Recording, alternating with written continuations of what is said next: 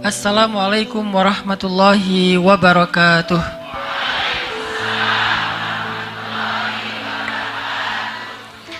Alhamdulillahi rabbil alamin. Alhamdulillahilladzi bi ni'matihi tatimmus shalihat wa bi fadlihi tatanazzalul khairat wal barakat wa bi taufiqihi tatahaqqaqul maqasid wal ghayat. Asyhadu an la ilaha illallah wahdahu la syarikalah wa asyhadu anna Muhammadan abduhu wa rasuluhu la nabiyya ba'dah. Allahumma salli wa sallim wa barik ala sayyidina wa habibina wa nabiyyina Muhammad wa ala alihi wa ashabihi ajma'in. Rabbi syrah li sadri wa yassir li amri wahlul 'uqdatan min lisani yafqahu qawli. Yang kita muliakan dan kita hormati ibunda kita, Bunda Sinta Chandra Sakura. Yang mana ya? Oh, ada di ya. Oh, atas ya, masih ada tamu. Kemudian Bapak Fauzi Yunianto, owner dari Brownies Cinta.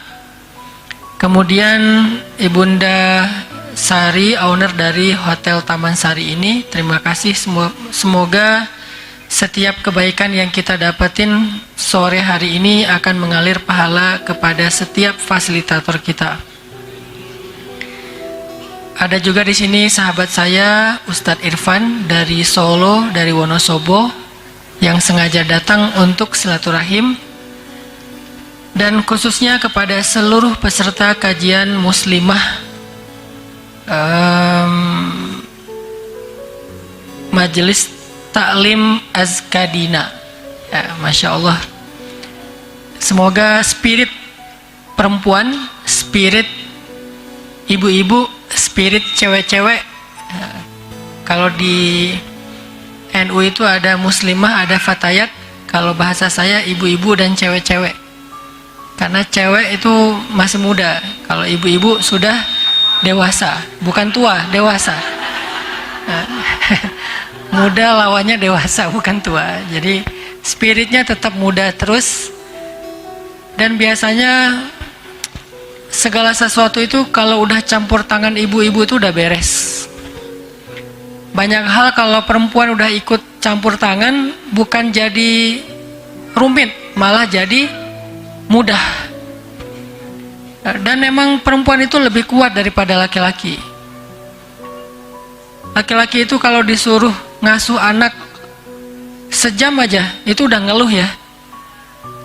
Dia ngomongnya saya capek kerja segala macam. Seolah-olah pekerjaannya di luar rumah itu lebih berat daripada tugas istri di rumah. Coba suruh balik, perempuan sanggup kok kerja seharian di rumah, di luar rumah. Tapi laki-laki nggak sanggup ngasuh anak walaupun cuman setengah hari di rumah, pasti ngeluh tuh. Suruh gendong anak tuh, gendong pakai 2 tangan, padahal tenaganya lebih kuat daripada perempuan, tapi dia ngeluh. Sementara perempuan menggendongnya di dalam rahim sampai nyesek, sampai susah berdiri, sakit tulang punggung, susah duduk, susah tidur, susah berbaring. Tapi alhamdulillah anaknya banyak ya. Nggak pernah kapok. Anak 1 trauma, akhirnya nggak mau hamil lagi. Nggak tuh. Ini menunjukkan bahwa perempuan itu emang kayaknya lebih kuat daripada laki-laki. Kuat apanya? Bukan kuat fisiknya. Kalau fisiknya memang fitrahnya laki-laki lebih kuat daripada perempuan. Tapi apa yang menjadi perempuan, yang menjadikan perempuan lebih tangguh daripada laki-laki? Kuat cintanya. Cintanya sangat besar. Sehingga ketika kita bicara tentang keluarga yang penuh cinta, maka orang yang pertama yang harus kita ajak bicara itu adalah perempuan. Laki-laki nggak punya rahim, betul ya? Kan nggak ada laki-laki yang punya rahim. Yang punya rahim itu perempuan. Rahim itu bahasa Arab yang dipakai sama orang Indonesia dari kata rahmah. Rahmah itu artinya kasih sayang. Rahim artinya yang memiliki banyak kasih sayang. Kenapa kok kata rahim ini disematkan kepada perempuan? Karena memang yang punya kasih sayang yang besar itu adalah perempuan. Ibu, istri, guru. Guru itu kalau ustazah atau guru yang perempuan itu emang menangani murid atau santrinya beda sama guru yang laki-laki. Dia mungkin tidak mengajarkan wawasan, dia nggak ngajarin teori, dia nggak ngajarin rumus, tapi ada satu hal yang dia ajarkan lebih daripada ustadz ataupun guru-guru laki-laki. Dia mengajarkan cinta. Itu juga yang menjadikan seorang ibu lebih berkesan di hati seorang anak daripada ayahnya, walaupun dua-duanya orang yang istimewa bagi anak. Tapi kenapa ibu ini berkesan sekali? Kalau udah ngomongin tentang ibu, semua orang itu terharu. Kalau udah mendoakan ibu, semua orang berkaca-kaca matanya. Kenapa? Karena dia punya sesuatu yang luar biasa yang Allah titipkan melalui dia, yaitu cinta. Sehingga kalau misalnya kita mau bicara tentang rumah tangga yang penuh rasa cinta, maka orang yang paling mampu membangun rumah tangga seperti itu adalah perempuan. Orang yang paling mampu mewujudkan rumah tangga yang penuh cinta itu nomor satu adalah perempuan. Laki-laki itu punya cinta, tetapi rasa tanggung jawabnya yang lebih besar. Kadang dengan tanggung jawab yang besar itu dia tidak mampu memberikan cinta yang besar, kecuali cinta dalam diam. Tapi cinta dalam bentuk kasih sayang, dia tidak bisa memberikan yang besar karena tanggung jawabnya banyak. Laki-laki itu tanggung jawabnya bukan cuma keluarga, Bu. Kalau ada laki-laki yang hidupnya hanya untuk memenuhi kebutuhan keluarga, itu laki-laki sayang banget mubazir. Karena laki-laki itu fitrahnya dia adalah rijal. Rijal itu kesatria, punya tanggung jawab umat selain tanggung jawab keluarga.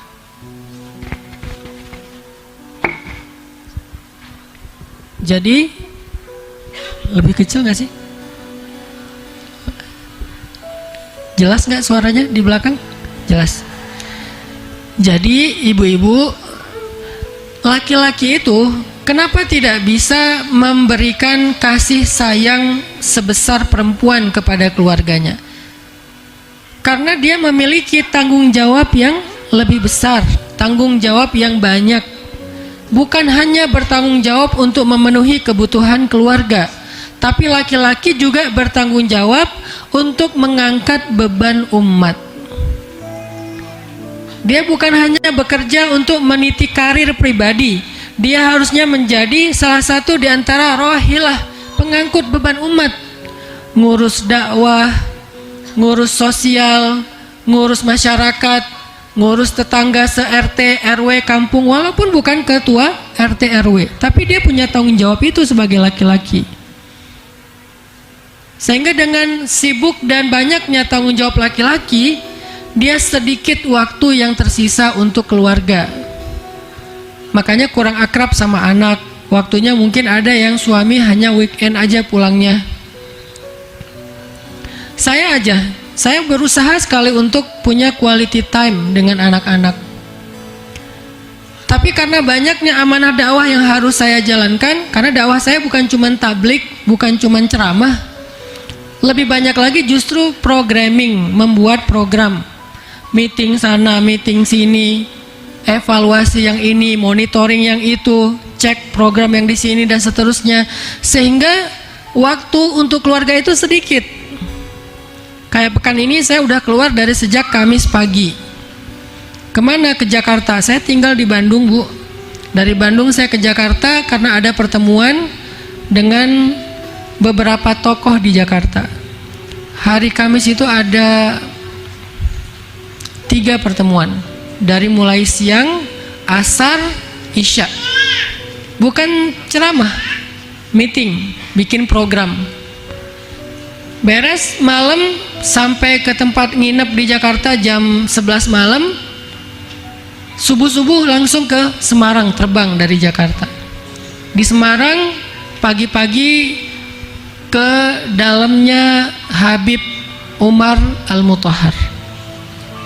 Kemudian habis Jumatan ke Habib Muhammad Al-Mutahhar. Kemudian malamnya maghribnya ke Gus Riyad Ahmad. Dan terus sampai hari ini, artinya memang tanggung jawab di luar rumah itu banyak. Sehingga sesekali saya ada di rumah, saya biasanya nemenin anak laki-laki saya yang mau berangkat ke sekolah mandi. Kemudian makan, saya temenin di meja makan sambil ngobrol. Walaupun saya punya driver, kalau saya lagi di Bandung, saya nyetir berangkat sekolah, saya anterin ke sekolah. Tapi nggak sering kayak gitu, paling seminggu sekali. Karena lebih banyaknya amanah-amanah yang lain. Lalu siapa yang bisa memenuhi kebutuhan keluarga ketika seorang laki-laki tidak mampu memenuhinya? Perempuan.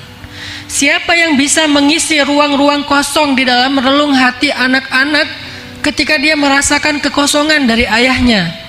Perempuan, ibunya. Makanya perempuan ini adalah tonggaknya keluarga. Jadi kalau mau melihat peradaban satu umat, pertama lihatlah keluarga mereka. Jadi bukan masyarakat. Masyarakat itu adalah kolektifnya keluarga. Masyarakat terkecil dalam satu peradaban itu namanya al-usrah atau keluarga. Itu masyarakat terkecil dalam satu peradaban. Sehingga kalau kita mau melihat peradaban secara utuh atau masyarakat secara utuh, maka lihatlah bagaimana keadaan keluarga mereka. Dan kekuatan ataupun tiangnya keluarga adalah ibu, istri, perempuan. Itu tiangnya keluarga. Sehingga kalau perempuan ini lebih sibuk tiktokan, kalau perempuan ini lebih concern tentang skincare, dia update banget gitu info tentang skincare yang terbaru ya. Salah nggak? Nggak salah. Tapi sekonsen itu nggak dia tentang kebutuhan keluarga yang lainnya. Pendidikan anak, kasih sayang kepada suami. Tapi kan Ustaz, skincare bagian dari kasih sayang ke suami. Bagus kalau niatnya ke sana. Tapi jujur nggak kalau setiap suami mau pulang kita dandan dulu? Dandan kok Ustaz? Pakai apa? Daster? Lebih dandan mana kita ketika mau ketemu suami sama pengen keluar rumah? Kalau mau jujur, lebih dandan keluar rumah. Lebih atraktif mana kita fit call sama suami atau di depan kamera TikTok? Pernah nggak kita ngirim foto kita yang udah dikasih banyak filter ke suami? Udah diedit matanya segala macam, filter sampai berlapis-lapis. Sampai pas dilihat sama suami, mah ini avatar siapa? Udah bukan lagi kita, udah jadi avatar. Karena pakai AI, pakai teknologi filter, diedit sana sini, kirim ke suami. Seperti orang ngirim fotonya dan diposting di sosmed. Jadi kalau perempuan, kalau istri, kalau ibu lebih sibuk dengan dunia sosmed, dunia maya daripada keluarganya, berarti tiangnya ini bengkok. Atau tiangnya ini rapuh, atau tiangnya ini tidak tegak berdiri untuk menopang keluarganya, karena dia lebih sibuk dengan di luar rumahnya daripada di dalam rumahnya. Memang dia fisiknya ada di rumah, tetapi sinyalnya keluar. Ada di grup aja di handphone sampai 20. Kebayang nggak sibuknya setiap hari dengan grup yang 20? Di Telegram ada 10, di WA ada 20, udah gitu di grup semuanya aktif. Setiap detik bunyi ting ting ting ting ting ting terus saja. Saking banyaknya chat di grup. Belum lagi nanti yang baper-baperan. Chat nggak di replay, nggak rame, akhirnya baper, left group. live dari luar tapi masih kepo. Di grup lagi ngomongin apa sih? Padahal tadi dia yang live tapi masih kepo. Udah gitu, ya udah kita bikin grup baru aja yuk. Bikin grup baru. Tadinya grupnya 10 orang, akhirnya jadi 2 grup, 5-5. Pecah lagi jadi 4 grup, 2-2. Pecah lagi jadi 10 grup. Dia admin, dia member.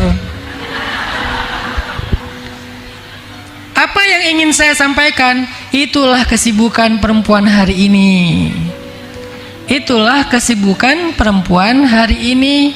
Sibuk dengan grup, sibuk dengan TikTok, sibuk dengan IG, sibuk dengan skincare.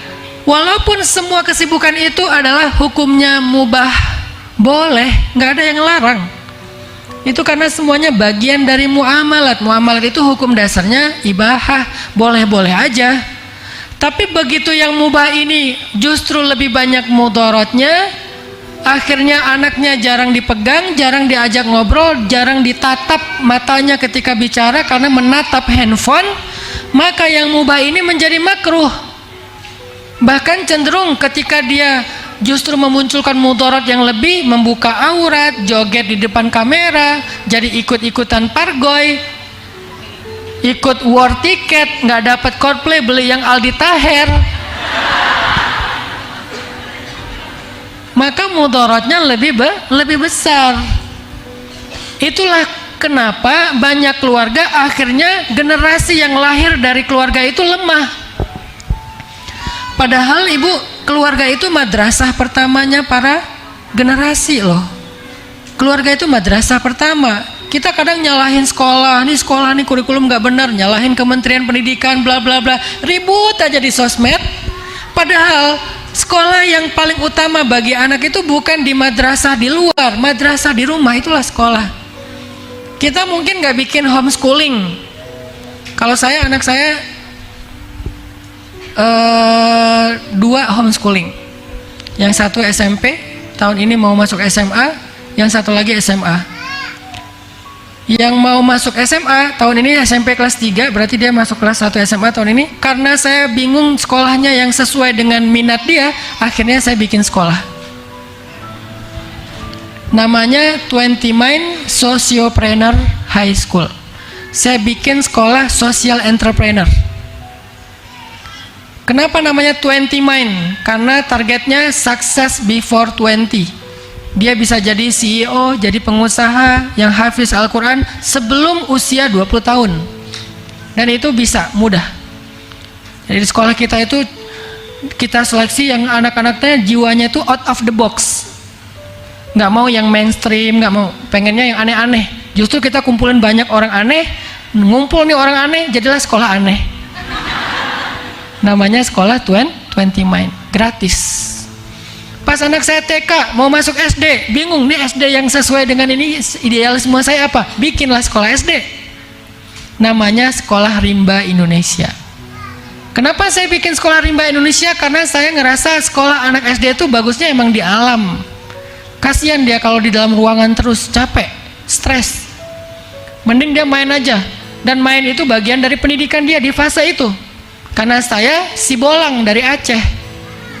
Di depan rumah saya laut, di belakang rumah saya gunung, di antaranya sungai. Habis tuh alam kita explore, dan itulah pendidikan terbaik. Hasilnya apa? Mentality. Nggak gampang nyerah, nggak gampang baper, tangguh dalam menghadapi ujian masalah hidup. Kenapa? Karena hidupnya tadi dengan challenge yang ada di alam, explore. Mentalnya, karakternya, hard skillnya, life skillnya. Kita dari kecil itu udah manjat pohon kelapa, metik. Karena pohon kelapa wakaf kalau di Aceh tuh banyak, di pinggir pantai itu pohon kelapanya kebun wakaf, siapapun boleh ngambil. Kita panjat, metik, kupasnya pakai apa? Pakai gigi. Alhamdulillah sampai sekarang saya nggak pernah sakit gigi, nggak pernah. Saya nggak tahu rasanya sakit gigi itu gimana. Orang bilang sakit gigi Ustaz, sakit gigi. Alhamdulillah nggak pernah sakit gigi. Kenapa? Waktu kecil tuh permen kita itu daun sirih jajanannya. Sama mama dikunyah dulu, sama emak saya kunyah karena masih bayi, kunyah terus dikasih. Jadi selain daun sirih itu ada zat-zat yang sangat baik dari mulut ibu saya. Dan sekarang kan udah mulai populer lagi ya di tahnik kan, anak bayi itu sama orang tuanya. Tahnik itu bukan hanya pas pertama doang, ternyata di tradisi nenek moyang kita di tahniknya ya orang tuanya ngunyah daun sirih terus dikasih ke anaknya. Terus pas udah agak lebih gede dikit saya makan sendiri daun sirih dengan pinang, karena di Aceh tuh banyak buah pinang ya yang keras kan. Pinang itu kan keras banget, kita gigit sehingga melatih otot-otot dan saraf di mulut kita. Wah, pokoknya jajanannya kayak gitu aja, petik, ambil kayu, lempar mangga orang. Nggak halal sih. Artinya saya ngerasa bahwa saya tuh puas banget masa kecilnya. Saya bukan orang kaya. Justru karena saya orang miskin, nggak bisa sekolah yang di gedongan, akhirnya saya sekolahnya di alam. Tapi buat saya itu lebih beruntung. Jadi si bolang banget, berenang di laut. Laut Aceh itu kan samudra Hindia, ombaknya gede-gede. Adik saya hanyut, ditolong sama teman saya cuma bisa teriak-teriak aja di pantai, adik saya, adik saya, adik saya. Akhirnya ditolong rame-rame. Pas udah gitu wah pokoknya pendidikan tentang pertolongan pertama itu kita udah dapat duluan. Wah, akhirnya keluar airnya, dia sadar saya di mana? Apakah saya pindah alam? Apa kamu ngapain kamu berenang ke sana? Tahu di situ ada palung kan, kita tahu titik-titik palung. Dia masuknya ke palung. Untungnya hanyut, bukan masuk ke dalam. Kalau masuk ke dalam bisa nggak ketolong. Terus saya ancam, pokoknya jangan bilang-bilang sama emak ya. Iya bang, iya bang. Emak ketahuan dari tetangga. Malamnya dikumpulin kita, dosa besar ya kalian hari ini ya, emak-emak orang Sumatera gitulah. Udah makan dulu, udah beres makan, nanti pokoknya nggak boleh tidur dulu. Mak mau dengar, kenapa tadi si adik tenggelam? Si abangnya kemana? Saya dipanggil si abang. Ya dia tenggelam, terus si abang kenapa nggak nolongin adiknya? Jadi pada saat tenggelam mending salah satunya lah, saya bilang. Mak mau kehilangan 2 anak. Pokoknya rame aja di rumah tuh. Walaupun kita suka rame, ngomongnya belak-belakan, namanya orang Sumatera, tapi nggak ada yang baperan, nggak hard feeling. Main sampai malam, sampai maghrib tuh. Biasanya pulang sekolah kan jam 1 siang pulang sekolah tuh. Lempar tas, buka baju, jadi kita langsung lari, nggak pakai baju, cuma pakai celana merah itu, celana SD. Main hujan segala macam, main cari kodok, lemparin temen, sampai bunyi kena badannya, gitu, kena kodok. Kalau udah maghrib nggak pulang, ibu datang bawa balok. Abang, kata ibu dari jauh, udah lupa di mana rumah? Ingat ma, ingat, gitu, langsung balik. Kenapa kok bawa balok, kok ngeri banget? Nggak pernah kita dipukul, itu cuma gertak doang. Artinya saya pengen anak saya belajarnya kayak gini nih, belajarnya di alam, belajarnya bersama alam, mengikuti kurikulum alam. Apa kurikulum alam? Siklus. Akhirnya saya bikinlah sekolah rimba Indonesia, belajar dari alam, bukan belajar di alam, tapi dari alam, karena kita belajar kurikulumnya alam, gratis. Saya nggak mau bikin sekolah yang mahal-mahal, bikin sekolah gratis. 9 hektar kawasannya, punya stable berkuda sendiri. Coba sekolah mana yang gratis punya stable berkuda, punya kolam renang dari air mata air yang jernih, punya farming, punya program living with the nature, gratis. Mau dia kaya, mau dia miskin, pokoknya gratis. Kok bisa Ustaz bikin kayak gitu? Karena saya pengen bikin tren sekolah gratis. Terus kalau sekolah gratis di mana? Di Bandung, bukan di Aceh. Kalau sekolahnya gratis, gurunya gimana? Gurunya nggak ada yang di bawah UMR, di atas UMR. Targetnya 3 kali lipat dari UMR, tapi sekarang belum bisa, baru ada yang 2 kali lipat UMR. Jadi bukan mentang-mentang anak-anaknya gratis, gurunya juga gratis. Enggak, gurunya kita kasih kemuliaan walaupun belum layak. Karena di atas UMR buat saya belum layak. Minimal 3 kali lipat UMR, baru layak. Artinya apa? Artinya hari ini kita kalau berharap kepada pendidikan di luar aja nggak cukup, walaupun di luar udah bagus. Sekolah-sekolah unggul udah banyak. Ada satu yang nggak bisa diberikan di madrasah di luar, yaitu kasih sayang. Di mana dia dapatkan itu? Dan kasih sayang itu pendidikan, bukan sekedar semacam emosional, semacam perasaan. Enggak, kasih sayang itu pendidikan penting. Orang kalau cukup kasih sayangnya, dia akan tumbuh dengan pertumbuhan yang sangat ideal. Kalau kurang kasih sayangnya, mau dia jadi profesor tetap aja nggak ideal. Mau wawasannya, teorinya, kejeniusannya di atas rata-rata, kalau kurang kasih sayang justru bahaya. Tapi kalau orang cukup kasih sayang, pertama untuk dirinya dia cukup, kedua muncul empati kepada orang lain. Karena dia tahu bahasa kasih sayang itu dia tahu. Sehingga muncul empati, muncul peduli, muncul care. Akhirnya dia jadi orang yang bermanfaat. Itu tuh bukan karena dia tahu teori, tapi dia ngerasain. Jadi sejak kapan untuk jadi orang bermanfaat itu harus punya gelar? Itu pendidikan sekuler itu. Untuk jadi orang bermanfaat, untuk jadi orang sukses harus punya gelar. Itu pendidikan sekuler. Tapi kalau gitu nggak penting gelar, penting. Tapi nggak ada yang lebih penting daripada kasih sayang yang membangun karakter dasarnya seseorang. Itu yang menentukan seseorang sukses apa enggak. Karena orang yang punya gelar tapi karakternya ngejengkelin, banyak orang yang nggak akan mau bekerja sama dengan dia. Dia akan jadi orang yang terasingkan, walaupun gelarnya tinggi. Karakternya nggak bagus, bikin orang ilfeel. Dan itu banyak seperti itu juga. Gelarnya tinggi, ijazahnya luar biasa, ilmunya banyak, tapi karena orangnya nggak bisa bergaul dengan bahasa kasih sayang, nggak humble, apapun yang dia lakukan itu nggak mendatangkan manfaat, malah mendatangkan mudarat. Jangankan di dunia karir, dalam dakwah sekalipun kayak gitu, ibu-ibu. Orang dakwah nih, ustadz, doktor, profesor, syekh, apa misalnya gelar apa akademik agamanya, kalau akhlaknya nggak humble, dakwahnya nggak dengan kasih sayang, dakwahnya justru maki-maki orang, menjatuhkan orang lain, menghina orang lain, menyalah-nyalahkan orang lain, itu dakwahnya bukan malah menyambung ukhuwah, malah merusak ukhuwah.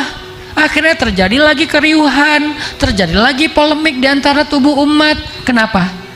Kayaknya karakter dan kurangnya kasih sayang dalam masa pertumbuhannya. Maka madrasah yang nomor satu terpenting bagi pertumbuhan seorang anak itu adalah keluarga. Dan keluarga itu murabbi atau mentor atau mursyid atau guru yang paling berpengaruh dalam pendidikan madrasah keluarga itu adalah ibu, istri, perempuan. Kalau orang tua, kalau ayah gimana? Kalau ayah itu kepala sekolah, dia nggak terjun langsung ke dalam pendidikan. Dia hanya memanage pendidikan, memprogram pendidikan, kepala sekolah. Sesekali doang dia ketemu sama muridnya. Tapi seringnya yang dailynya adalah ibu yang menjadi wali kelas, guru bagi anak di dalam madrasah keluarga. Itulah kenapa ketika Allah mau ngasih kita contoh generasi yang baik, Allah nggak ngomongin sekolah, tapi Allah ngomongin keluarga. Siapa generasi terbaik itu? Sayyidah Maryam.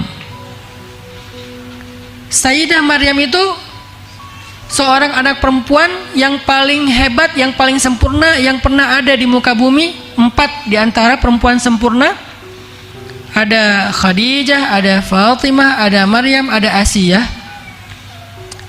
Ketika Allah bicara tentang pertumbuhan Maryam itu, Allah bicara apa? Allah bicara keluarga yang kita kenal dengan nama keluarga Imron. Jadi nama surat Ali Imron. Ternyata pertumbuhan Sayyidah Maryam itu karena dia tumbuh dari keluarga yang paling ideal, yaitu keluarga Imron. Fataqabbalaha rabbuha biqabulin hasanin wa ambataha nabatan hasana. Lalu Maryam tumbuh dengan pertumbuhan yang baik. Bagaimana Maryam tumbuh dengan pertumbuhan yang baik? Nomor 1, dia tumbuh dari keluarga yang baik, keluarga Imron, ayah yang solih, ibu yang solihah. Kurang solihah apa istri Imron? Istri Imron itu adik kakak sama istri Nabi Zakaria. Kalau di kita itu kayak keluarga kiai, kalau ini lebih tinggi, keluarga Nabi. Jadi terah keluarganya itu memang orang-orang baik semua.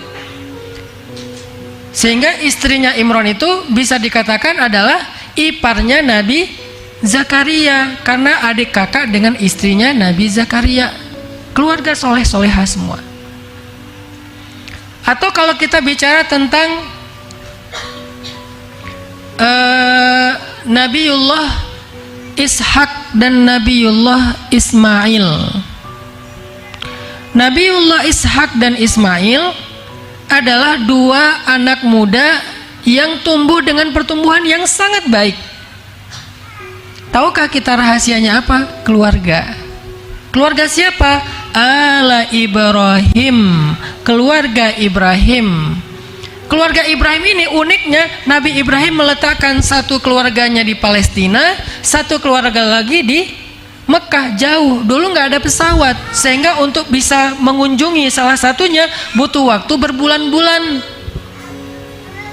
Yang uniknya, Nabiullah Ibrahim meletakkan keluarga Ismail, anaknya bersama ibunya di Mekah, yang dikunjungi setelah beberapa tahun sekali. Lama nggak dikunjungi, tapi kok bisa ya Ismail menjadi anak yang keren banget.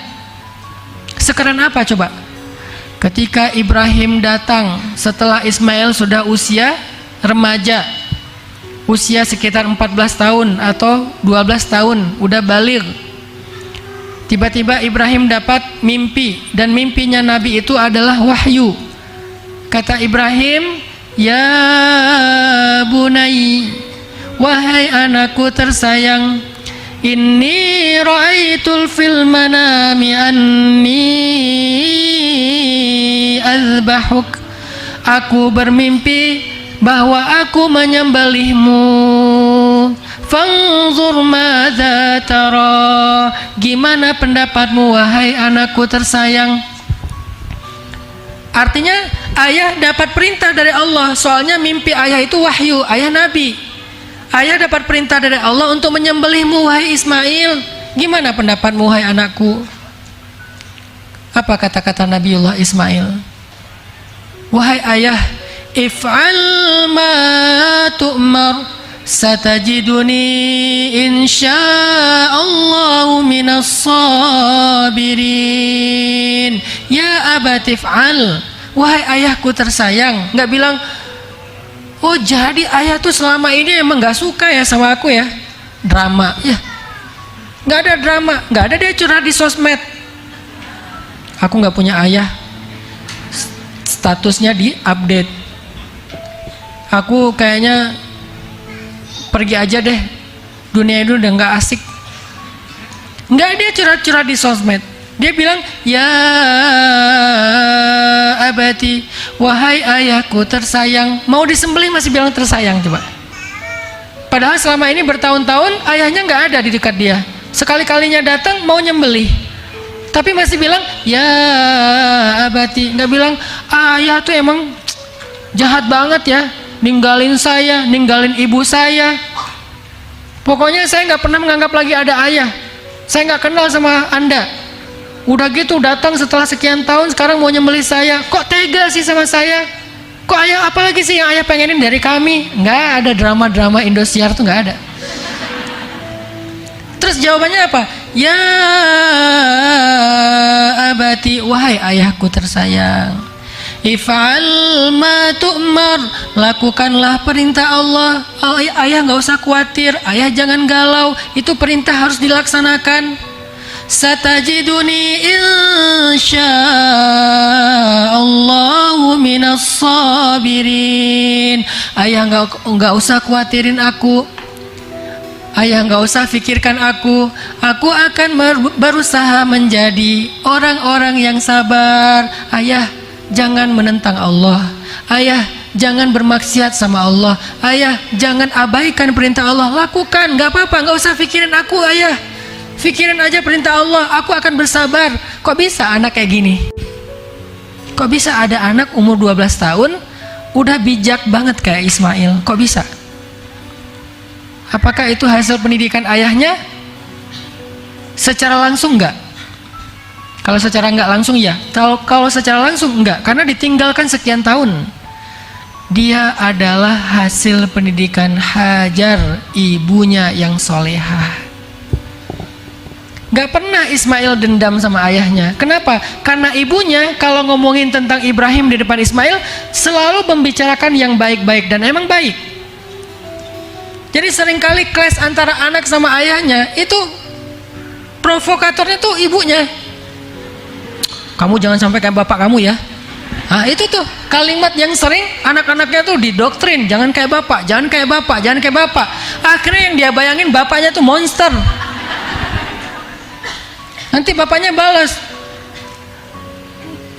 Mbak, kamu nanti kalau udah gede yang benar ya, jadi perempuan, jangan kayak ibu kamu. Kayak ibu, kayak ibu, kayak ibu, kayak ibu. Akhirnya ibunya menjadi perempuan yang mengerikan di benak anaknya. Ini kerjaan dua orang tua ini. Sedangkan Sayyidah Hajar kalau bicara tentang Ibrahim di depan Ismail, pasti yang baik-baik. Ayah kamu itu seorang nabi, dia itu Khalilullah, dia itu kekasih Allah, dia itu taat banget, dia itu soleh banget, dia bertanggung jawab, dia nggak ninggalin kita nak. Jangan pernah kamu berpikir ayah ninggalin kita, itu perintah Allah. Ayah tuh nggak tega aslinya, tapi ayah itu harus menjalankan amanah dari Allah. Karena dia seorang nabi. Diceritain, dibela Ibrahim di depan Ismail, sehingga yang terbayang tentang sosok ayah bagi Ismail adalah ayah yang ideal. Apakah kita membicarakan suami kita yang baik-baik di depan anak kita, sehingga muncullah sosok ideal walaupun dia jarang ketemu dengan ayahnya? Itulah ibu, peran ibu kayak gitu emang. Jangan sampai dia berpikir gini, ayah nggak hadir pas aku ulang tahun. Sabar ya nak, ayah kamu memang kayak gitu. Kemarin aku tampil di sekolah, ayah juga nggak nonton. Ya ayah kamu tuh lebih memilih kliennya daripada kamu. Terus aku bikin raport, ayah juga nggak hadir ngambil raport aku. Ya itu, ayah kamu tuh memang kalau udah kerja lupa diri. Terus aja ngejelekin ayahnya, sehingga anaknya tuh punya banyak reason untuk membenci ayahnya. Harusnya kita yang memahamkan. Ayah tuh pengen datang banget, ayah tuh kemarin cerita kok sama mama pengen datang banget, tapi nggak bisa mengelak. Ini ada pertemuan penting. Mama tahu kok gimana ayah sama kamu, dia perhatian kok, dia nanya kok kemarin gimana tampilan kamu. Ayah minta di videoin dan udah mama kirim ke ayah, dan dia nonton, dia ketawa senang. Ceritain yang baik-baik tentang ayahnya. Kalau dia nggak bisa hadir, maka hadirkan dalam rasa cinta. Itu peran perempuan yang penting banget tuh. Jangan kita baper kita dengan suami ditunjukin depan anak. Sebel kita kepada suami, curhatnya ke anak. Mama kenapa nangis? Ya kenapa lagi, masa kamu nanya? Memang ada yang bikin mama nangis di dunia ini selain bapak kamu? Ini akhirnya dia benci banget sama bapaknya. Ya emang fitrah laki-laki itu tanggung jawabnya besar, jarang di rumah, banyak amanah, sehingga nggak banyak waktu seperti perempuan. Maka tugas perempuan nge-backupnya, setelah nge-backup, menceritakan figur ayah yang ideal kepada anaknya. Insya Allah juga laki-laki nanti di bab saya ceramah depan bapak-bapak juga kayak gitu. Kalau ngomongin kepada anak perempuan tentang ibunya, bicara yang baik-baik, supaya dia mengidolakan ibunya sebelum mengidolakan yang lain, supaya ini mengidolakan ayahnya sebelum mengidolakan yang lain.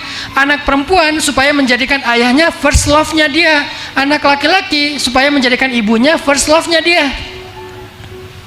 Tapi kalau anak perempuan, siapa orang yang pertama menghancurkan hati kamu? Ayah. Anak laki-laki, kapan kamu pertama kecewa? Aku kecewa sama ibu. Berarti kehancuran hidupnya dimulai dari rumah. Makanya ketika kita bicara tentang Ismail, kok nggak dendam ya Ismail sama Ibrahim? Padahal ditinggal sekian tahun loh. Malah bukan hanya nggak dendam, baik banget sama Ibrahim. Ketika Ibrahim datang mau nyembelih, dia malah sabar. Dia malah meminta ayahnya untuk tegar. Dia yang bilang ke ayahnya supaya tegar. Kok bisa? Oh ternyata itu semua hasil perjuangan Sayyidah Hajar untuk menjelaskan atau membangun sosok ayah imajinatif kepada Ismail tentang Ibrahim alaihissalam. Nanti coba ibu-ibu perhatikan di dalam Al-Quran surat Ali Imran ayat 33 dan 34. Surat Ali Imran, surat keluarga Imran ayat 33 dan 34. Allah berfirman, Bismillahirrahmanirrahim. Inna Allah astafa Adam wa Nuhan wa ala Ibrahim wa ala إبراهيم وآل عمران على العالمين ذرية بعضها من بعض والله سميع عليم. Sesungguhnya Allah telah memilih Adam dan Nuh dan keluarga Ibrahim serta keluarga Imran di atas semua manusia yang ada di muka bumi. Sebagian mereka adalah keluarga dari sebagian yang lain dan Allah Maha mendengar lagi Maha mengetahui. Itu yang saya sampaikan tadi. Ternyata ketika Allah bicara tentang generasi, baik generasinya Maryam, Isa dan seterusnya, maupun generasi Ismail, Ishak, Yakub, Yusuf, bahkan termasuk Yusuf juga di surat Yusuf, Allah nggak bicara tentang madrasah, Allah bicara tentang keluarga. Kenapa Yusuf bisa menjadi anak yang tangguh, anak yang sabar, anak yang rendah hati, anak yang ngalah, anak yang bahkan terhormat, terjaga dari fitnah perempuan? Kok bisa Yusuf begitu istimewa? Karena dia mendapatkan kasih sayang yang sangat besar dari ayahnya Yakub alaihissalam. Sayang banget Yakub sama Yusuf, sehingga Yusuf kalau ada apa-apa curhatnya ke ayahnya. Ya abati, wahai ayah, saya melihat di dalam mimpi ada bintang, bulan dan matahari sujud kepada saya. Itu artinya apa wahai ayah? Curhat ke ayahnya. Dan di situ ketika anaknya curhat, dia tuh lagi masuk kelas. Jangan berpikir, kok kamu nggak sekolah sekarang? Di Sekolah Rimba Indonesia, kita punya satu program namanya Sekolah Bersama Ayah. Itu sebetulnya program saya kalau lagi pengen liburan sih. Sekolah Bersama Ayah. Nah, saya yang bikin sekolah ya, jadi gampang ngatur kurikulumnya. Apakah sekolah ini Diknas, Ustadz Diknas? Namanya itu PKBM, kayak homeschooling. 30%-nya Diknas, 70%-nya kita create sendiri. Nanti ijazahnya resmi kok dari Diknas. Kita punya program namanya Sekolah Bersama Ayah. Ngapain? Anak itu nanti akan diajak oleh ayahnya atau diajak oleh ibunya untuk belajar bersama orang tua. Kadang diajarin tentang profesi ayahnya. Karena saya seorang konten kreator, karena saya seorang influencer, saya seorang selebgram, akhirnya saya ngajak Yahya. Kemarin pas lagi ada kesempatan jalan ke Jepang, saya ngajarin Yahya cara ngevlog. Bang, nih bang cara ngambil angle bang, nih bang cara ngedit bang, nih bang cara bikin reportase. Akhirnya dia bikin vlog yang ketika pulang dari Jepang, sebetulnya saya yang ngedit sih. Dia cuman belajar aja jadi kayak mentinya saya. Semuanya saya ngambil video, saya yang ngebrief dia, bang ngomong gini bang, oh nggak gitu bang, ulang lagi bang. Sampai 3, 4, 5 kali ngetek, dia sabar. Lalu saya edit, selesai itu dia presentasi. Belajar public speaking, dia presentasi di depan keluarga dulu di rumah. Udah beres di keluarga, latihan, nanti presentasi di depan guru dan teman-temannya. Aku ke Jepang gini-gini, ini video aku yang gini-gini. Akhirnya dia dapat sebuah skill. Dan itu nggak diajarkan di dalam kelas, itu diajarkan oleh ayahnya sebagai mentornya. Nanti yang ayahnya dokter, ajak anaknya untuk praktek, ngajarin tentang humanity, tentang empati. Nah, nggak semua orang sanggup bayar. Jadi kalau kita punya keahlian, punya kelebihan, jangan semuanya dihitung. Ini ada nih yang datang nanti sebentar lagi, ini pasien mereka kurang mampu, tapi kita berikan mereka yang terbaik juga, diagnosa yang terbaik, resep dan obat yang terbaik. Jangan mentang-mentang nggak bayar asal-asalan. Diajarin tuh anaknya duduk di meja bapaknya yang dokter. Akhirnya pulang-pulang dia presentasi gimana pengalaman jadi dokter sehari praktek bersama ayah. Itu program penting banget loh. Makanya dalam beberapa bulan sekali kita punya program Sekolah Bersama Ayah atau sekolah bersama ibu. Saya pernah tuh program sekolah bersama ayah tuh, saya lagi ngecat pagar rumah. Jadi saya minta izin ke guru dan waktunya nggak ditentukan kapan, masing-masing orang tua tuh punya jatah 3 bulan sekali lah, sehingga mereka yang nentuin jadwalnya. Saya minta ke guru, hari ini Yahya nggak usah sekolah ya. Kenapa Ustadz? Karena Yahya pengen sekolah bersama ayah. Oh ya Ustadz. Akhirnya kita bikin konten untuk laporan kayak jurnal gitu. Kegiatannya apa? Ngecat pagar rumah, karena pagar rumah saya itu sering kena air, hujan jadi rusak, ganti kayunya dicat. Kita cari kayu dulu sama Yahya, Terus saya siapin kayunya, yang berat-berat saya ngerjain, yang ringan-ringan dia yang ngerjain, ngecat, ngalusin, ngedempul. Udah gitu dia yang megang, saya yang paluin. Sampai beres seharian udah selesai. Di situ ada bonding, di situ ada hikmah, di situ ada hard skill, di situ ada banyak hal yang dia dapatkan. Itu yang disebut dengan pendidikan keluarga. Karena saya nggak bisa setiap hari, ya sesekali saya ada di rumah, kita bikin program. Atau anak perempuan saya ajak panjat tebing, karena saya pengen semua anak saya tuh punya hobi olahraga. Nggak boleh dia nggak punya hobi olahraga, harus hobi olahraga, karena olahraga itu penting buat mental, penting buat tubuh dia, endorfin bla bla bla, nggak gampang stres, nggak gampang bosan, ya harus keringet. Kalau anak laki-laki olahraganya, kalau yang paling kecil Ertuğrul tuh olahraganya adalah reok Ponorogo. Terserah dia deh. Dek, kamu mau apa sih? Beliin aku ini, bah. Dia manggilnya Baba. Beliin aku kostum reok. Saya beli di marketplace, murah 60.000, udah dengan kepalanya, dengan baju yang merah putih itu, dengan celana yang ada renda-rendanya. Setiap hari pengen itu. Kalau dia udah kotor dicuci, cucinya siang, sore pakai lagi. Pergi sekolah karena dia masih preschool, belum SD. Pergi sekolah pakai itu juga. Pas di sekolah mau tampil apa? Tampil reok. Tiba-tiba kesurupan katanya. Sampai kesurupan, dia guling-guling di tanah. Saya tanya, kamu ngapain? Bah, ntar dulu bah, aku lagi kesurupan. Wah, kesurupan. Loncat. Pokoknya olahraga terserah. Terus anak perempuan yang Mutia, saya tanya, Mutia mau apa? Mau belajar apa? Apa ya? Kadang-kadang kan anak-anak kan harus diarahin ya, nggak tahu olahraga apa. Ya udah yuk ikut ayah kita belajar climbing aja. Akhirnya dia jadi member climbing. Karena dia orangnya agak banyak pertimbangan. Jadi biar agak berani tuh kasih climbing. Walaupun kadang-kadang harus dicontohin dulu, bapaknya yang disuruh naik. Ya saya ya udahlah naik-naik aja lah sebisa-bisa saya. Akhirnya posting, oh bagus ya. Akhirnya climbing. Yang satu lagi senangnya berkuda. Yang satu lagi senangnya apa? Pokoknya olahraga, berenang. Dianterin sesekali kalau mampu. Itu pendidikan yang bisa diberikan oleh ayah, ibu yang lebih berat dari itu. Ayah tuh merasa penting banget, padahal nggak penting sih sebetulnya. Ngajak main, ya, ngajak project.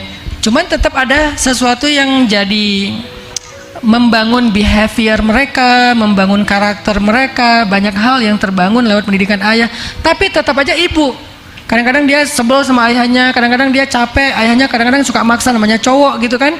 Ibunya yang ngedorong. Ayo kamu bisa nak, dan seterusnya. Bukan Mas udah tuh Mas, kasihan anaknya, jangan malah berdebat depan. Akhirnya yang satu belain anak, yang satu malah semangatin anak. Akhirnya tarik-tarikan anak, anaknya stres. Ya jangan berdebat di depan anak. Maka ketika Allah bicara peradaban, Allah bicara tentang anak, bicara tentang generasi, ternyata Allah bicara tentang keluarga. Yakub, Zakaria, siapa lagi? Imran, Ibrahim, semua bicara peradaban dan masyarakat, generasi-generasi terbaik. Selalu yang dibahas itu keluarga, ayahnya, ibunya, ayahnya, ibunya. Maka semoga kita di sini bisa menjadi tiangnya peradaban. Yang kedua, yang terakhir adalah lalu bagaimana antara kita dengan pasangan. Jadi kita bicara tentang generasi, anak, seterusnya. Karena sebetulnya nggak akan baik kondisi pertumbuhan anak kita kalau suami istri itu tidak berkasih sayang. Kalau suami nggak berkasih sayang kepada istri dan sebaliknya, anak juga nggak akan mendapatkan kasih sayang yang utuh. Indonesia sekarang sedang mengalami krisis rumah tangga. Angka perceraian sangat tinggi di Indonesia. Mungkin cerai itu gampang kali sekarang. Ya, dengan bercerai mungkin dia lebih mudah untuk punya pilihan-pilihan yang lain dan seterusnya. Sangat tinggi. Ada yang viral, ada yang nggak viral. Yang nggak viral lebih banyak daripada yang viral. Di tempat istri saya tuh di Bojonegoro, tahun 2022, dalam 1 tahun sekian ribu kasus perceraian. Kalau dibagi per hari itu lebih daripada 30 kasus perceraian. Itu kabupaten. Setiap hari ada 30 janda baru dan duda baru. Bukan janda mana ya, bukan ya, nggak pakai nada Melayu itu ya. Kayaknya itu lagu juga muncul karena banyaknya fenomena perceraian. Akhirnya muncul lagu, kan lagu itu kan menyikapi fenomena ya. Berarti kita sedang mengalami krisis keluarga. Tingkat perceraiannya tinggi di Indonesia. Dan makin kesini tuh makin nambah, makin tinggi, bukan makin turun, makin tinggi. Lalu dengan kondisi seperti ini, gimana kita berharap anak akan mendapatkan cinta yang utuh, kemudian tumbuh dengan pertumbuhan yang baik? Sulit. Walaupun bukan berarti nggak mungkin. Kalau yang Allah takdirkan memang sudah mungkin jadi single parent, ayah atau ibu, la tayasu, jangan putus asa. Karena sebaik-baik yang mendidik itu adalah Allah, titipkan kepada Allah.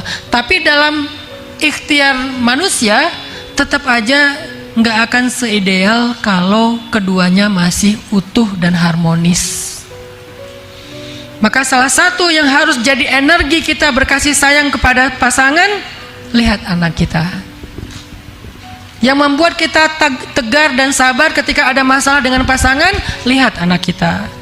Jangan cuma pertimbangan ego sendiri. Kalau ego sendiri, dikit ada masalah, udahlah kita jalan sendiri-sendiri aja. Aku unfollow ya. Suami istri unfollow.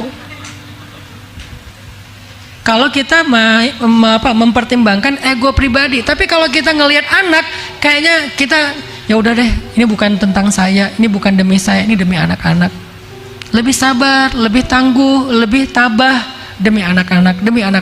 Nanti aja kalau saya mau benar-benar udah nggak kuat lagi, tunggu anak-anak gede. Anak-anak gede, nikah, punya cucu. Ini mah demi cucu. Ya, karena biasanya kata orang, saya karena belum punya cucu, nggak tahu benar apa enggak nih. Kata orang lebih sayang cucu daripada anak. Benar nggak Bu, ibu yang udah punya cucu? Katanya lebih sayang cucu daripada anak. Oh, berarti ada lagi alasan kita bertahan, cucu. Saya nggak mau cepet-cepet anak nikah biar nggak jadi kakek. Kata Aisyah, "Bah, aku boleh nggak nikah habis lulus SMA?" Berarti tahun depan dong Kak. Jangan dong. Ntar bapak dipanggilnya apa dong? Abah. Abah Hanan gitu kan. Nggak mau nanti aja kamu nikahnya umur 40 tahun. Itu bercandaan kami di rumah. Kita kan suka gojlok-gojlokan aja di rumah. Artinya harus cari alasan kenapa kita bertahan. Dan salah satu alasan itu anak. Kasihan loh anak-anak itu kalau orang tuanya terlalu egois mempertahankan nyaman dan gak nyamannya. Hidup kalau cari nyaman memang gak ada nyamannya. Emangnya setelah sendiri kita jadi lebih nyaman? Enggak juga. Tapi minimal kita gak disakiti Ustadz. Gak disakiti oleh dia, disakiti oleh yang lain. Atau minimal disakiti oleh keadaan di mana kita semakin sulit karena sendiri. Bertahan deh, usahakan bertahan. Kecuali benar-benar udah nggak bisa lagi, itu udah benar-benar nggak ada alasan lagi untuk kita bertahan. Tapi kalau masih bisa bertahan. Dan jangan berputus asa terhadap keajaiban. Bisa aja dia berubah kok. Bukankah hati manusia itu Allah yang bolak-balikkan? Berarti tirakatnya kuatin lagi, puasanya kencengin lagi, tahajudnya kencengin lagi, berangkat umroh. Saya tahun kemarin 2022 akhir sampai 2023 itu kayaknya rekor saya umroh paling sering, 2 bulan sekali umroh. Kenapa? Saya lagi punya hajat. Ustadz kok tega banget sih? Bukan itu hajatnya. Ada usah mau kawin lagi kok umroh sampai 3 kali. Bukan, hajat saya hajat dakwah. Saya merasa butuh lebih banyak support dakwah untuk anak muda. Butuh orang yang bisa membantu saya dalam dakwah dan menangani anak muda. Saya nggak doain yang lain-lain di dalam raudhah. Saya cuma doa ini, ya Allah beri saya petunjuk dalam dakwah, pertemukan saya dengan orang soleh. Bulan Desember 2022 saya umroh, Februari saya umroh lagi, April kemarin Ramadan saya umroh lagi. Pulang dari umroh yang bolak-balik itu karena hajatnya adalah tirakatnya adalah pengen dapat solusi dalam dakwah. Akhirnya singkat cerita saya bertemu Yai Marzuki di Malang, kemudian saya menjadi murid beliau, kemudian saya bergabung dalam Madrasah Nahdlatul Ulama. Akhirnya Allah banyak mudahkan jalan-jalan dakwah. Itu hajatnya. Jadi kalau kita punya hajat jangan putus asa. tirakatnya kencengin. Kenapa kita berputus asa dari keajaiban yang ada di sisi Allah? Suami saya kayaknya Ustaz udah nggak mungkin lagi berubah. Emang suami kita Firaun? Kan bukan Firaun. Orang Asia aja sabar dengan Firaun. Sementara suami kita bukan Firaun. Mas Fir, bukan Firaun, Firman. Namanya Firman, bukan Firaun. Jadi kalau Asia saja yang suaminya Firaun itu nggak nyerah, bertahan sampai akhir hayatnya, maka siapa kita untuk punya alasan menyerah? Nabi Lut aja, Nabi Nuh aja bertahan sampai Allah yang menyuruh beliau untuk ninggalin keduanya. Maka siapa kita untuk menyerah kepada istri kita? Fikirkan anak, bertahan sekuat tenaga. Kalau kita nggak lagi bisa ngelihat dia, lihatlah anak. Setiap lihat dia sebel, setiap lihat dia sakit hati, setiap lihat dia marah, setiap lihat dia kecewa, setiap dia teringat lagi pengkhianatan, kebayang semua kejahatannya. Jangan lihat. Terus siapa yang dilihat? Lihat anak. Kalau lihat anak mirip bapaknya soalnya. Kau ingat juga.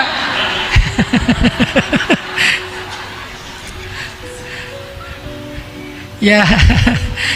Pokoknya anaknya itu 11-12 sama bapaknya. Wah, ya wajahnya, ya gayanya. Jadi sebel saya. Ya udah lihat anak yang nomor 2. Anak nomor 2 perempuan, mirip mantan bapaknya Ustaz. Wah, ini rumah tangga apa gitu kan? Kok berat sekali ujiannya. Lihat anak. Insya Allah kalau lihat anak kita lebih sabar. Muncul lagi rasa sayang. Tapi jangan lihat anak selamanya ya. Ini hanya untuk sedikit menenangkan kita, menghealing hati kita. Nanti kalau udah reda, udah nyaman, kembali lagi melihat pasangan. Nah, jadi cara supaya kita berkasih sayang dengan pasangan, pertama lihat anak, pertimbangkan anak, dan mereka harus jadi pertimbangan nomor 1 dalam hubungan kita. Kalau belum punya anak Ustadz, apa pertimbangan kita Ustadz? Bagaimana kita berkasih sayang dengan pasangan Ustadz? Berkasih sayanglah dengan fondasi iman, bukan emosi. Karena cinta bisa spiritnya iman, bisa spiritnya perasaan. Cinta itu kan sebuah perasaan ya. Bisa muncul karena ego atau emosional, bisa muncul karena iman. Dua-duanya cinta. Cinta karena iman, cinta karena emosi. Kalau cinta karena emosi itu sangat rapuh banget. Cemburu dikit rame, kecewa dikit rame, kurang dikit apa yang diharapkan rame. Kita WA lama dibaca rame, udah dibaca tapi nggak dibales rame, udah dibales typing tapi nggak jadi ngirim rame. Dia online beberapa kali tapi kok nggak pernah ngechat kita rame. Kita miss call, kita telepon malah di reject. Mungkin aja lagi meeting, memang dia kaget soalnya tiba-tiba muncul suara dering, dia reject langsung, dia tolak, rame. Wah, nggak bener nih kayaknya. Sering pulang malam rame, istrinya di rumah tidur duluan, suaminya rame. Istrinya di rumah kadang-kadang masaknya nggak enak, suaminya rame, dan seterusnya. Kalau hanya tentang diri kita, perasaan kita, itu cinta itu rapuh banget. Walaupun sensasional, tapi rapuh. Terus cinta itu dibangunnya dengan apa Ustaz? Dengan iman. Gimana membangun cinta dengan iman? Saya mencintai dia karena Allah. Allah yang nyuruh saya mencintai dia. Allah yang nyuruh saya untuk berkasih sayang kepada dia. Sehingga cinta saya kepada dia adalah ibadah. Bukan sekedar seru-seruan, tapi ibadah. Allah yang nyuruh saya mencintai dia. Semakin cinta, semakin bertambah pahala. Sehingga kalau kita mencintai seseorang, mencintai pasangan kita karena iman, karena Allah, nanti ketika ada masalah, kita yang kita pegang itu Allah, bukan orangnya. Ketika ada masalah, kita kembalinya kepada Allah.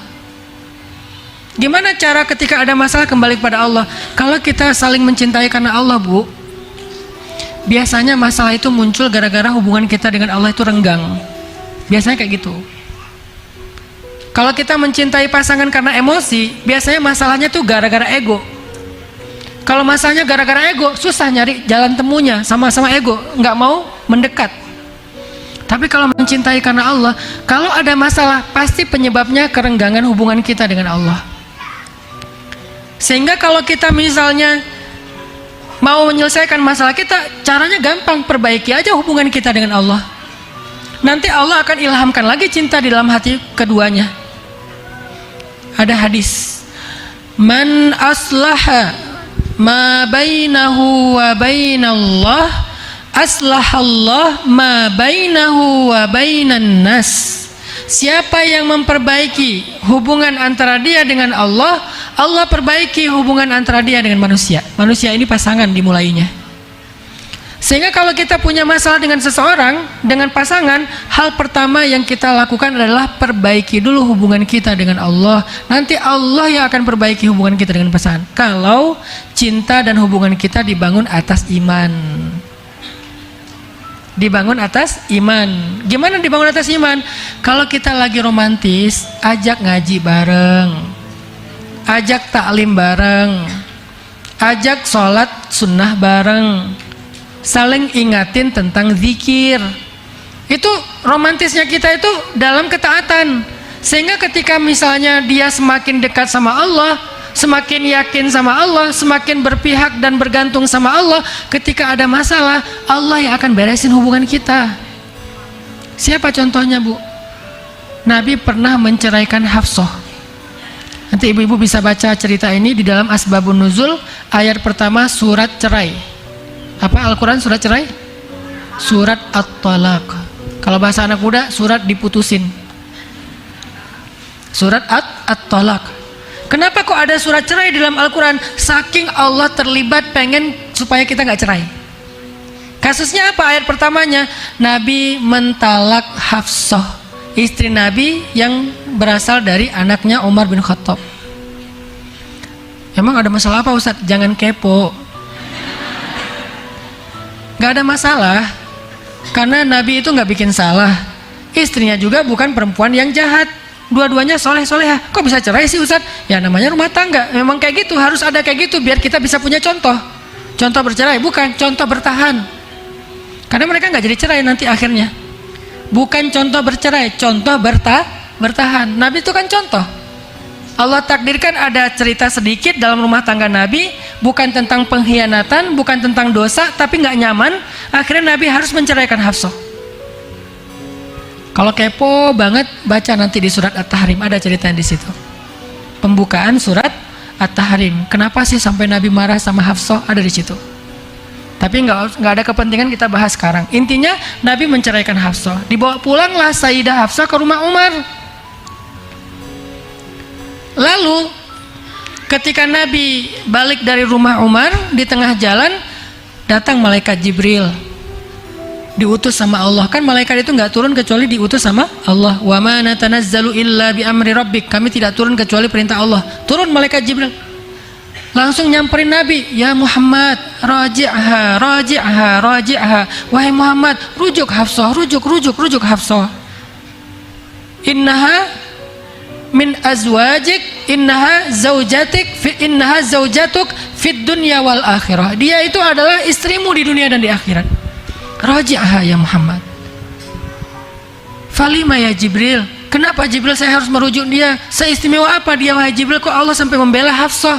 Bayangin, Nabi lagi ada masalah dengan Hafsah, dan Nabi itu kekasih Allah, laki-laki yang paling istimewa, sempurna. Allah cinta banget sama beliau sampai Allah menggandeng namanya dengan nama Nabi. La ilaha illallah Muhammadur Rasulullah. Allah berselawat kepada Nabi, malaikat berselawat kepada Nabi. Tetapi kekasih Allah ini ketika punya masalah dengan istrinya, Allah membela istrinya. Apa sih keistimewaan Hafsah kok sampai dibela Allah? Dan Nabi bertanya sama Jibril, walima ya Jibril, kenapa Jibril kok istimewa banget Hafsah sampai dibela Allah dan saya harus merujuknya ketika saya lagi ada masalah dengan dia? Apa jawaban Jibril? Innaha sawwamah qawwamah. Hafsah itu sawwamah. Sawwamah itu dari kata soimah. Soimah itu apa? Bukan artis. Soimah itu artinya perempuan yang puasa. Itu nama yang bagus tuh. Dek namanya siapa? Soimah Om. Nah bagus tuh namanya. soimah. Ada yang lebih bagus, bukan soimah, dikasih tasydid, sawamah. Artinya apa? Rajin puasa. Kalau puasa sesekali namanya soimah. Kalau hampir setiap hari puasa namanya sawamah, rajin puasa. Berarti Sayyidah Hafsah itu sawamah, rajin banget puasa. Itu tirakatnya. Itu cinta yang dibangun dengan iman kepada Allah, ketaatan kepada Allah. Innaha sawamah qawwamah. Qawwamah dari kata qaimah. Qaimah itu artinya orang yang berdiri sholat malam. Kalau rajin sholat malam dikasih tasydid, bacanya jadi qawwamah. Berarti Sayyidah Hafsah rajin puasa di siang hari, rajin tahajud di malam hari. Tahajudnya gimana? Selain rajin, panjang tahajudnya Sayyidah Hafsah itu. Kalau nggak lagi malamnya jatahnya Nabi nginap di beliau, maka sholatnya itu panjang. Seberapa panjang? Minimal 1 juz. Kita Al-Ikhlas aja bagi 3. Karena cuman gitu kita baru ikhlas ya. Kalau nggak kurang ikhlas. Ini 1 juz minimal. Panjang sholatnya. Kadang 2 rakaat, kadang 4 rakaat, kadang lebih dari 10 rakaat, kadang kurang dari 10 rakaat. Itu fleksibel, yang penting bacaannya banyak, panjang. Kenapa? Karena betah berdiri dari tahajud.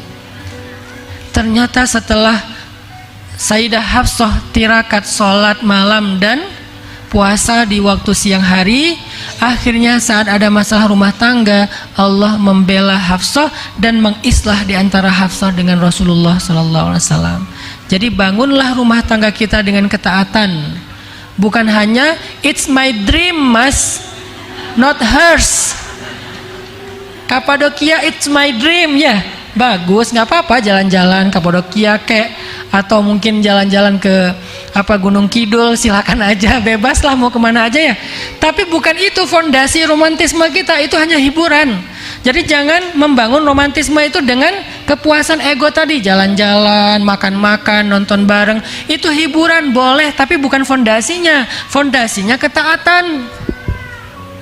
Sehingga kalau misalnya kita lagi nyaman dengan pasangan, ngajak taat, ngajak ngaji, ikut taklim bareng, dengerin tausiah, ilmu, sholat sunnah bareng, zikir bareng, kalau perlu tilawah bareng, satu membaca, satu menyimak. Fondasinya itu membangun rumah tangga yang romantis selain jalan-jalan. Mudah-mudahan 2 nasihat ini bisa menjadi penyemangat ibu-ibu untuk menjadi pejuang rumah tangga, menjadi tiang rumah tangga, menjadi murabbiyah bagi madrasah anak-anaknya di rumah, sehingga dari rumah tangga kita yang baik, insya Allah akan lahir peradaban Islam yang baik.